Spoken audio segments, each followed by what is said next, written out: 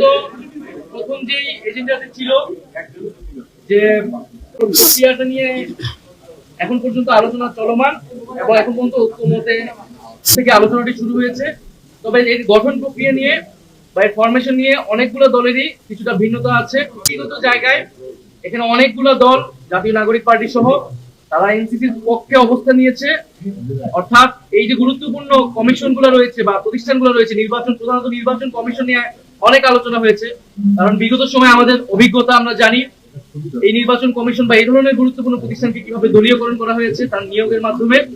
ফলে নির্বাচন কমিশন, দুদক, পিএসসি অথবা মানবাধিকার কমিশন, এই কমিশনগুলোতে কোনোভাবেই আগের যে আইন, আগের যে সিস্টেম, সেই সিস্টেমে নিয়োগ আমরা সমর্থন করি না। ঐক্যমত কমিশনের পক্ষ থেকে একটা প্রস্তাবনা রয়েছে। আমরা বলেছি যারা বিরোধিতা করছেন তাদের কাছে যদি এর বিকল্প কোনো প্রস্তাবনা থাকে, যে আমাদের কনসার্নটাকে অ্যাড্রেস করতে হবে যে এই কমিশনগুলো যাতে নিউট্রাল থাকে, দলীয়করণ না হয় এবং রাষ্ট্রের সবার আস্থা যাতে এই প্রতিষ্ঠানগুলোর উপর থাকে, যারা নিয়োগ করছেন তাদের উপরে থাকে, সেই বিষয়টা যাতে নিশ্চিত করা হয়, সেই আলোচনাটা এখনো চলমান।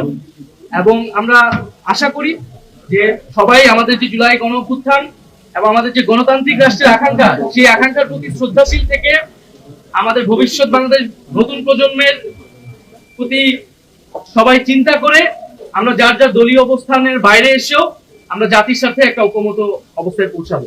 আর বাকি দুইটা এজেন্ডা নিয়ে এখনো আলোচনা আসেনি, তো এই বিষয়ে আমরা এখন কিছু বলতে পারছি। এনসিসি গঠনের অনেকেই সমালোচনা করছে, অনেকেই বিরোধিতা করেছে, কিন্তু এর বিকল্প প্রস্তাব কি হতে পারে আমরা সেই দলগুলোর থেকে জানতে চেয়েছি যে আপনারা কি আগের রাষ্ট্র কাঠামোই চাচ্ছেন কিনা, যে আগের স্বৈরতান্ত্রিক বা আগের যে দলীয়করণ করা হয়েছে রাষ্ট্রীয় প্রতিষ্ঠানগুলোকে, যার ফলে আসলে আমাদের নির্বাচন ব্যবস্থা ভেঙে পড়েছে। আমাদের দুর্নীতি দমন কমিশন, যেটা শুধু বিরোধী দল বা বিরোধী নেতাদের দমন করার একটা কমিশনে পরিণত হয়েছিল। আমাদের মানবাধিকার কমিশন থাকা সত্ত্বেও এই যে গত 16 বছর গুম হয়েছে, খুন হয়েছে, বিচার বহির্ভূত হত্যাকাণ্ড হয়েছে, একটা কথা এই কমিশন বলতে পারেনি। কারণ এই কমিশনগুলো সম্পূর্ণভাবে নির্বাহী বিভাগের একজন ব্যক্তির এবং একটা দলের আজ্ঞাবহে পরিণত হয়েছিল। তাহলে এই ব্যবস্থা তো আমরা চাই না। আর আরেকটা বিষয় যারা বিরোধিতা করেছেন তারা বলার চেষ্টা করেছেন যে এটা এক্সিকিউটিভ বিভাগকে বা প্রধানমন্ত্রী ক্ষমতাকে অনেক খর্ব করে কিনা, প্যারালাল কোনো অথরিটি করে কিনা। আমরা এটা পরিষ্কারভাবে বলেছি, আর অনেকগুলো দল বলেছে যে এটি ভাবার কোনো কারণ নেই।